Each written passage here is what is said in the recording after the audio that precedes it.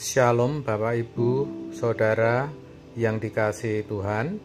Seri pengajaran hari ini berjudul Berdirilah teguh, jangan goyah. Dalam 1 Korintus 15 ayat 58 dikatakan, "Karena itu saudara-saudaraku yang kekasih, berdirilah teguh, jangan goyah, dan giatlah selalu dalam pekerjaan Tuhan.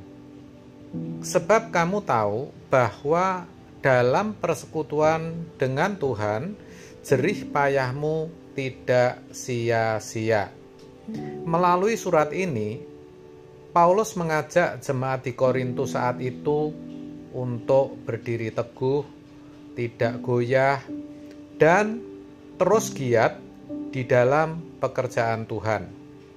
Sebab semuanya tidak akan sia-sia. Pekerjaan Tuhan di sini harus dipahami dengan benar. Jangan berpikir pekerjaan Tuhan selalu terkait dengan pelayanan di gereja, seperti menjadi WL, singer, penari altar, pendoa syafaat, atau aktivis gereja lainnya, bahkan pendeta. Bukan, saudara. Pekerjaan Tuhan juga menyangkut segala sesuatu yang dipercayakan Tuhan kepada kita, sepanjang semua kita lakukan untuk kepentingan dan kemuliaan Tuhan.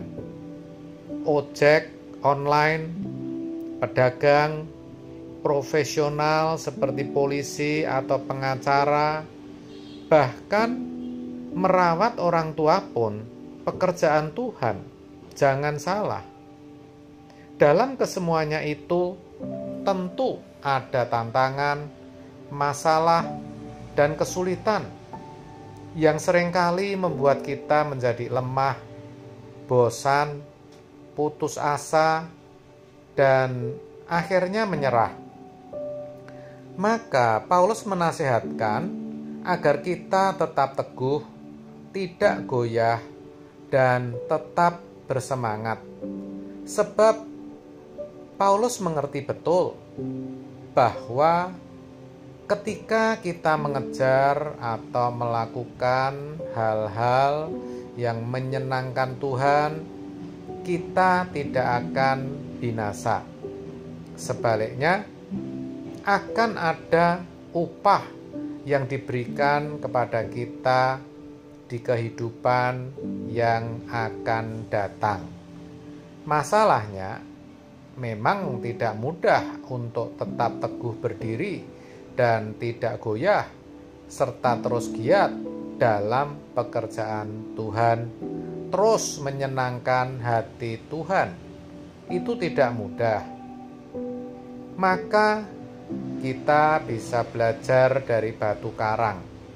Saudara, kalau batu karang yang ada di pinggiran pantai, ia begitu kokoh sekalipun diterjang ombak laut. Tidak peduli mau ada badai atau lautan sedang tenang. Yang namanya batu karang itu tetap pada posisinya, mempertahankan dirinya sekuat mungkin. Batu karang tidak pernah menyalahkan badai ketika ia diterpa dengan begitu keras. Daun juga sama, tidak pernah menyalahkan angin kencang yang membuatnya gugur dan jatuh ke tanah.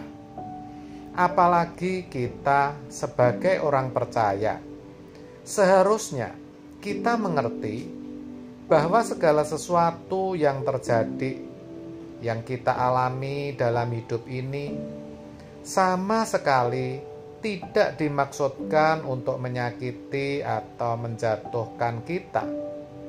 Sebaliknya, justru untuk mendewasakan kita. Kita tidak boleh dan tidak bisa menyalahkan keadaan sulit yang kita alami. Seperti kata pepatah, kita tidak bisa menyalahkan hujan deras yang turun, tetapi kita bisa menari di bawah hujan itu.